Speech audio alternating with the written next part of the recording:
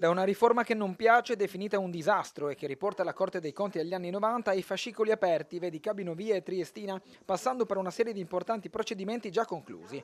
Dalla relazione del procuratore regionale della Corte dei Conti del Friuli Venezia Giulia Alberto Mingarelli emerge un quadro articolato di danni erariali legati a truffe sui contributi pubblici, irregolarità amministrative e casi di mala sanità.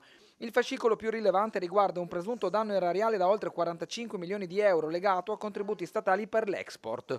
La procura contabile contesta a una società per azioni del Pordenonese, ai suoi amministratori e al direttore generale l'indebita percezione di 45 milioni 72 mila euro di agevolazioni gestite da Simest per i crediti all'esportazione di mezzi agricoli. È stato un caso molto rilevante di 45 milioni di euro che è stato percepito indebitamente, aggirando la normativa che cerca di favorire le imprese italiane che si occupano di export.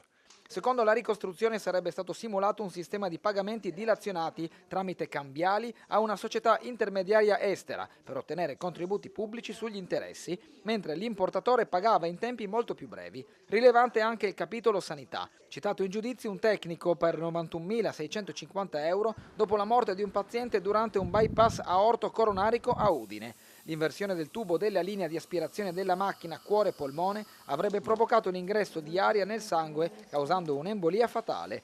Nel 2025 sono arrivate anche 2 condanne per malpractice per 236.000 euro, tra cui un caso legato alla gestione di un parto. Tra gli altri procedimenti figura una presunta truffa sui certificati bianchi per l'efficientamento energetico, con incentivi ottenuti senza reali interventi per oltre 10 milioni 400 mila euro e irregolarità nelle agevolazioni regionali sui carburanti, con rimborsi in debiti poi restituiti per circa 245 mila euro.